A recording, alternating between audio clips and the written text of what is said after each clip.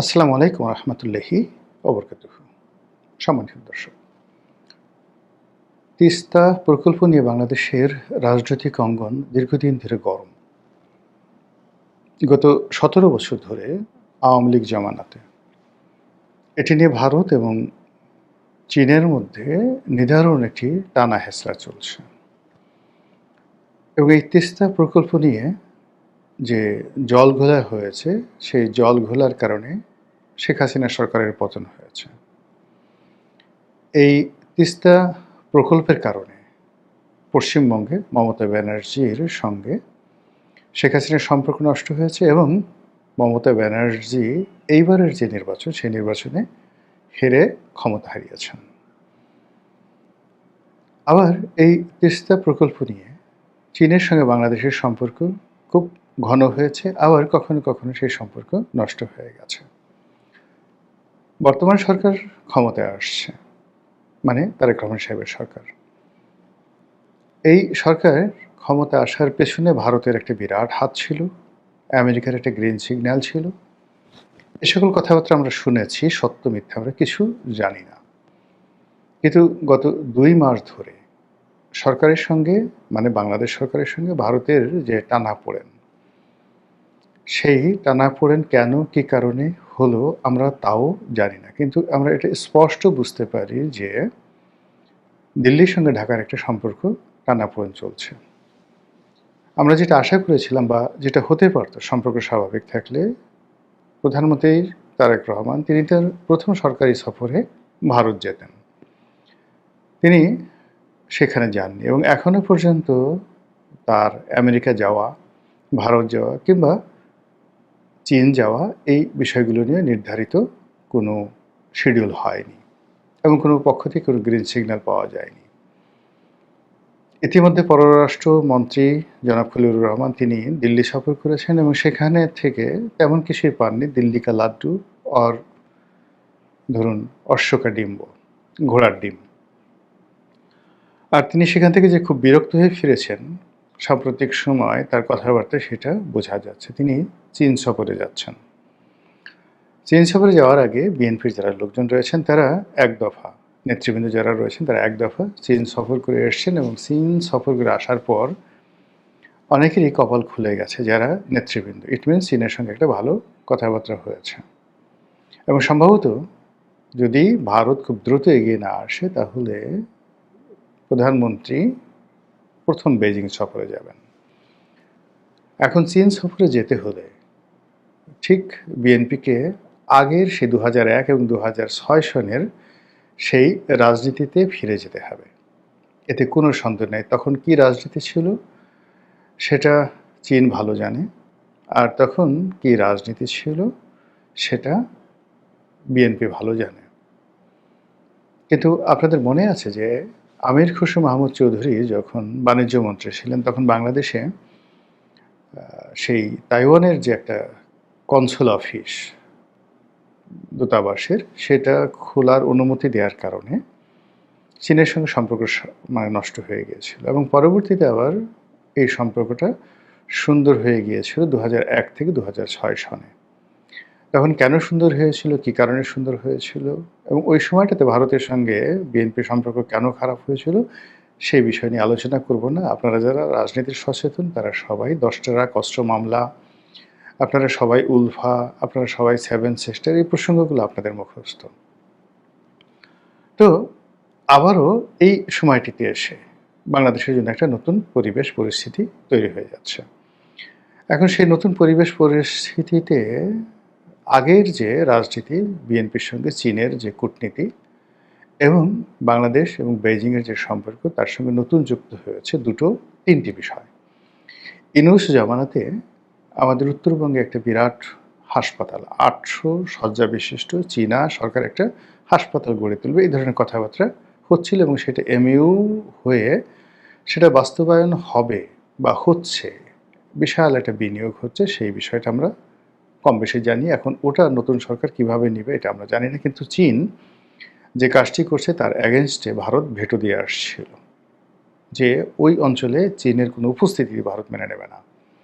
২ নম্বর হলো যে আমাদের নীলফামারী জেলাতে একটা ব্রিটিশ জমানাতে একটা সামরিক বিমান ঘাঁটি ছিল, নীলফামারী আর কুড়িগ্রাম, আমার মনে আসতেছে না এই মুহূর্তে, উত্তরবঙ্গে। এবং এটিকে বলা হয় যে এশিয়ার বৃহত্তম সামরিক বিমান ঘাঁটি, এবং এই বিমান ঘাঁটিটি আবার নতুন করে তৈরি করার জন্য চীন তড়িঘড়ি করেছিল ডক্টর ইউনূসের জমানাতে। ডক্টর ইউনূস যদি এই কাজটি করতেন, তিনি ক্ষমতায় থেকে যেতে পারতেন। এমনকি শেখ হাসিনা যদি এই কাজটি করতেন, তারা কিন্তু ক্ষমতায় থেকে যেতে পারতেন। কিন্তু আমেরিকার ভয়ে, বা যেহেতু তারা মার্কিন ডিপ স্টেটের এজেন্ট ছিল, তারা এই কাজটি করতে সাহসী হয়নি। ফলে কি হলো, চীন ডক্টর মোহাম্মদ ইউনূসের পেছন থেকে সরে যায়, কোনো টাকা দেয় না, এবং রাষ্ট্র অর্থনৈতিক সংকটে পড়ে এবং কূটনৈতিক সংকটে পড়ে। আবার অন্যদিকে যেই আমেরিকা সবসময়, আমেরিকা এবং ভারত সবসময় কিল দেওয়ার গোসাই। তারা আপনাকে টাকা দেবে না, লজিস্টিক সাপোর্ট দেবে না, শুধুমাত্র আপনাকে ভোগ করবে। মানে আপনি কুলবধূ, আপনাকে অন্যের ঘর থেকে বের করে নিয়ে ভোগ করবে। এই কাজটি আমেরিকা এবং ভারত করে থাকে। তারা কখনো কারোর জন্য ওইভাবে ঝুঁকি নিয়ে কোনো কাজ করে না। তো সেই ক্ষেত্রে ডক্টর মোহাম্মদ ইউনূস বন্ধু সিলেকশন করতে পারেননি। না পারার কারণে তিনি শুধু দিয়ে গেছেন। তিনি উপদেষ্টাদেরকে দিয়েছেন, ব্যবসায়ীদেরকে দিয়েছেন, নিজের গ্রামীণ ফোনকে দিয়েছেন, তারপর আমেরিকাকে দিয়েছেন, এমনকি ভারতকেও দিয়েছেন। কিন্তু বিনিময়ে তিনি কিচ্ছু পাননি তাদের কাছ থেকে। অধিকন্তু চীনের সঙ্গে তার একটা নিদারুণ শত্রুতা তৈরি হয়েছিল। ফলে তার যে পতন এবং তার যে দ্রুত চলে যাওয়া, এটার পিছনে চীনের একটা বিরাট হাত ছিল। এখন বাংলাদেশের যে জটিল রাজনৈতিক অবস্থা, সেই জটিল রাজনৈতিক অবস্থায় অতীতের যে কোনো সময়ের চাইতে বিএনপি এখন সবচেয়ে টাফ সময়, কঠিন সময় পার করছে। বন্ধুহীন, বান্ধবহীন, টাকা নেই, পয়সা নেই, কোনো কিছু নেই। তো এই অবস্থাতে তারা কিভাবে সরকার চালাবে, দেশ চালাবে, রাষ্ট্র চালাবে, আই ডোন্ট নো। কিন্তু আমার যেটা ব্যক্তিগতভাবে মনে হচ্ছে যে তারা যদি এই মুহূর্তে bunch of cooperation, then tons of money, বস্তা ভর্তি ভর্তি টাকা, এবং একই সঙ্গে লজিস্টিক সাপোর্ট, এটা যদি চায়, তাহলে চীন ছাড়া তাদের কোনো বিকল্প নেই। আর চীনের কাছে গেলে তারা প্রথমে যেই বিষয়গুলো বলবে, বাংলাদেশে তাদেরকে ঘাঁটি করতে দিতে হবে, এবং তিস্তা প্রকল্প, এই তিস্তা প্রকল্প তাদেরকে করতে দিতে হবে। ২ নম্বর হলো যে ওই যে সামরিক বিমান ঘাঁটি নীলফামারী বা কুড়িগ্রাম যে জেলাতে রয়েছে, সেখানে করতে দিতে হবে। এই ৩টে বিষয় ছাড়া চীনের সঙ্গে এই মুহূর্তে যদি বেজিং সফরে প্রধানমন্ত্রী যান, সম্পর্ক খারাপ হবে, এবং সেখান থেকে যদি তিনি খালি হাতে ফিরে আসেন, তিনি ক্ষমতায় থাকতে পারবেন না, জাস্ট লাইক শেখ হাসিনার মতো। শেখ হাসিনা ওই সময়টাতে যদি চীন না যেতেন, কোটা বিরোধী আন্দোলনের সময় তার এই দুর্ভোগ দুর্দশা হয় না।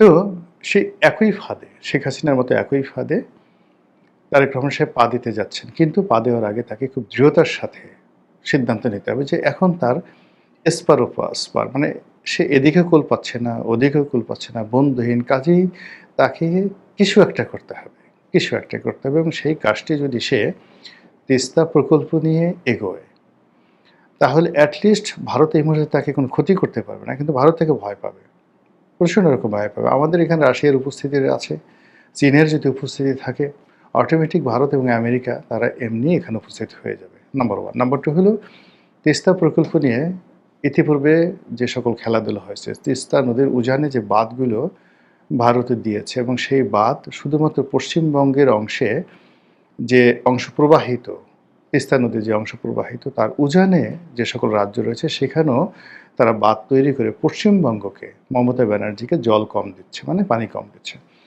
এই জন্য মমতা ব্যানার্জি তারা বলছিল যে ঠিক আছে, আপনি বাংলাদেশকে জল দিতে চান, কোনো অসুবিধা নেই, কিন্তু সম্মিলিতভাবে তিস্তার একেবারে উৎসমূলে যে পানির প্রবাহ রয়েছে, সেটাকে সমানভাবে ভাগ করুন। ভাগ করে অন্যান্য রাজ্য যা পেয়েছে, পশ্চিমবঙ্গকে সেটা দিন, তারপরে অবশিষ্ট বাংলাদেশকে দিন, অথবা বাংলাদেশের সঙ্গে অন্য সবাইকে আপনি একীভূত করে দেন। যেটা নরেন্দ্র মোদী রাজি হয়নি বা পারেনি। তিনি শুধুমাত্র যেটা বলছেন যে আমার যে উজানে যে সকল আমাদের বাঁধ দেওয়া আছে, সেই বাঁধ দেওয়ার পর যে পানিটুকু পশ্চিমবঙ্গ থেকে প্রবাহিত হচ্ছে, সেই পশ্চিমবঙ্গের পানির একটা অংশ থেকে গজলডাঙ্গা যে বাঁধ, সেই বাঁধের যে সুইচ গেট, সেখানে বাংলাদেশে পানি দেওয়া হোক, যেটি মমতা ব্যানার্জি রাজি হন নাই। কারণ এটা যদি করেন, তার পশ্চিমবঙ্গ থাকে না। তো এটা নিয়ে শেখ হাসিনা এবং নরেন্দ্র মোদী আসলে প্রাণান্ত চেষ্টা করার পরেও সেই জমানাতে তিস্তা চুক্তি হয়নি। এবং এখনও সেই তিস্তা চুক্তি হওয়ার কোনো সম্ভাবনা নেই। এর প্রেক্ষিতে বাংলাদেশ বিকল্প যেটা চিন্তা করেছিল সেটি হলো তিস্তার ভাটিতে বাংলাদেশের যে অংশ সেখানে ড্যাম তৈরি করা এবং সেখানে কৃত্রিম জলাধার তৈরি করা, সেখানে পানির প্রবাহ তৈরি করা এবং অন্যান্য যে নদীগুলো রয়েছে সেই নদীগুলোর সাথে তার একটা ইন্টার কানেক্টিভিটি করে এই পুরো প্রকল্পটিকে পর্যটন, কৃষি এবং বাংলাদেশের যে ভৌগোলিক অবস্থান at the same time environmentally এটিকে ভায়াবল করার জন্য চীন একটা পরিকল্পনা দিয়েছে। এবং আমি সেই শেখ হাসিনার জমানাতে এই কথাটা শেখ হাসিনাকে বলছি যে আপনি এটা আল্লাহু আকবার বলে আপনি চীনের এই প্রকল্পটি গ্রহণ করুন। আবার বলছি, আমি শেখ হাসিনাকে সে কথা বহুবার আমি ইউটিউবে বলেছি এবং একই কথা আমি এখন আবার জনাব তারেক রহমান সাহেবকে বলছি যে এখন যদি তাকে ক্ষমতায় টিকতে হয় চীনের বন্ধুত্ব লাগবে। বাংলাদেশকে যদি দেখাতে হয়, যেকোনোভাবে দেখাতে হয়, তাহলে এটা তিস্তা প্রকল্পের মতো একটি প্রকল্প যদি মেগা প্রকল্প শুরু হয়ে যায়, তাহলে মোটামুটি তার যে অগ্রযাত্রা এটি কেউ বন্ধ করতে পারবে না। থার্ডলি হলো যে এই মুহূর্তে চীনের মতো একটা পরাশক্তি যদি তার একেবারে বগল দেওয়া হয়ে যায়। চীন ভারতের মতো সাম্রাজ্যবাদী নয়, চীন আমেরিকার মতো সাম্রাজ্যবাদী নয়। তারা যাদের সাথে বন্ধুত্ব করেছে, শ্রীলঙ্কার সাথে করেছে, নেপালের সাথে করেছে, মালদ্বীপের সঙ্গে করেছে, পাকিস্তানের সঙ্গে করেছে, সেখানে আপনি দেখলেই বুঝতে পারবেন যে how they are acting. At the same time তারা এখন চীনের সঙ্গে যে উত্তর কোরিয়ার সম্পর্ক, চীনের সঙ্গে ইরানের সম্পর্ক, এই সম্পর্কটি বিপদের দিনে হাউ ইট ইজ অ্যাক্টিং। তো সেই দিক থেকে বাংলাদেশ যদি চীনের সঙ্গে একটা ভালো সম্পর্ক স্থাপন করতে পারে, আশা করা যায় যে এই মুহূর্তে কূটনীতিতে একটা ব্যালেন্স আসবে। সরকারের অনেক গুরুত্বপূর্ণ ব্যক্তি আছেন যারা আমার চেয়ে হয়তো ভালো বুঝেন, আমি শুধু আমার আইডিয়াটি এখানে শেয়ার করলাম। মহান আল্লাহ আমাদের সবাইকে হেদায়েত দান করুন এবং হেফাজত করুন। আসসালামু আলাইকুম ওয়া রাহমাতুল্লাহি ওয়া বারাকাতুহু।